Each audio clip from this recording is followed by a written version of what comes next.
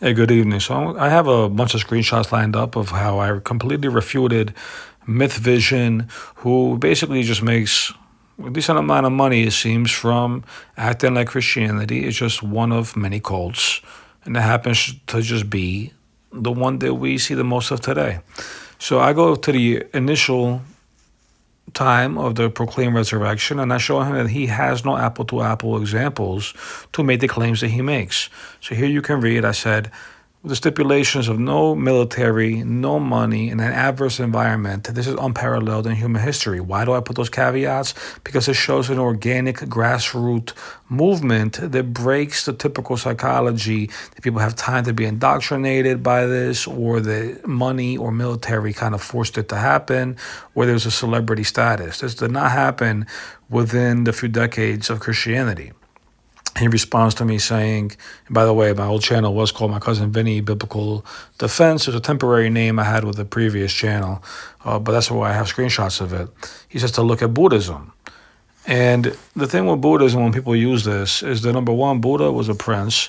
And also, we don't have any collective data that was at the contemporary time. Everything was written centuries later, retrospectively. So the fact that somebody who makes a living off of this is kind of sad that he would use this as an example. It's either just outright lazy, deceptive, or a combination of both.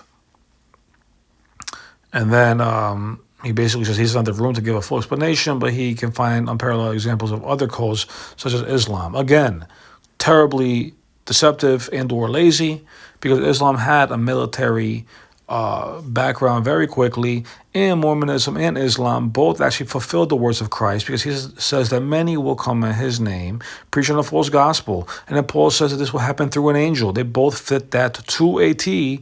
But also, to my previous point that he completely skipped over, is that both of them had military powers. Yes, even Mormonism, within a very short amount of time, had the biggest private, or one of the biggest private militaries in all of America. Okay, and they both did exactly what Christ said would happen in his name. So outside of the number one, outside of the umbrella, they have nothing.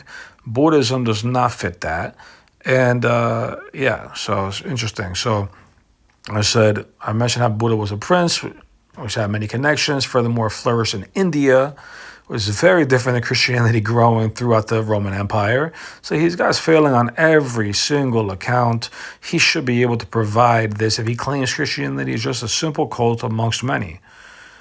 I pretty much touched on that. The first Christians were polytheist pagans. Yes, there were extreme Jews who became Christians, which I think is pretty crazy because the fulfillment is not what they expected.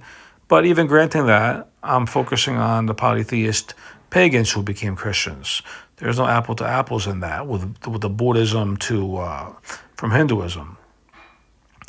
He mentions that Buddha gave up his earthly possessions, etc.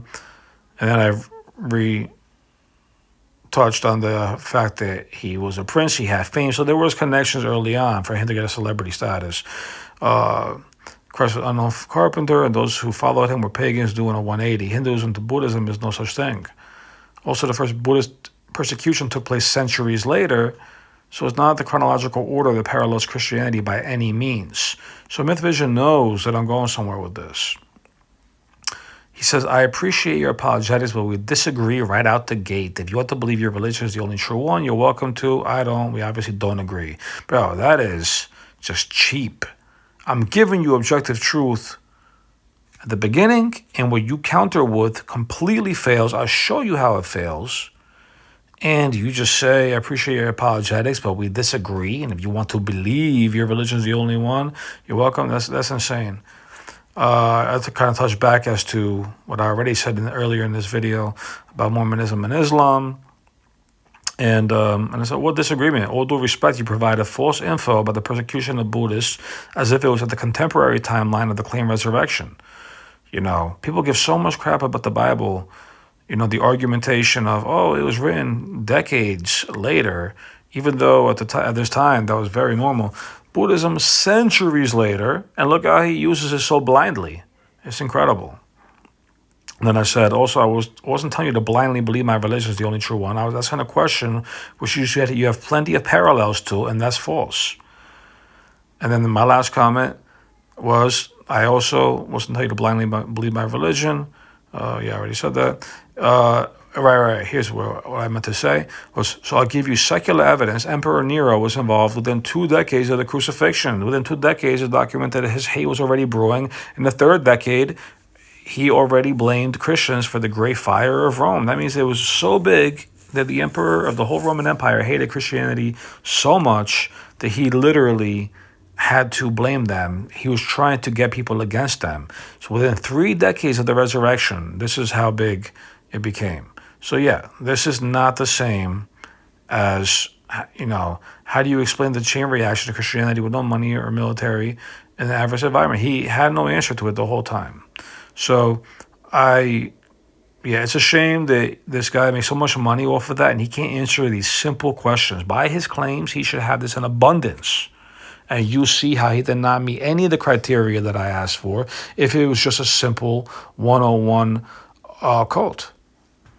Because the truth is, if the resurrection happened, you will see the likes of what I'm talking about. And if it's simply what he's saying, all these other cults, or at least even the ones he doesn't mention, should be able to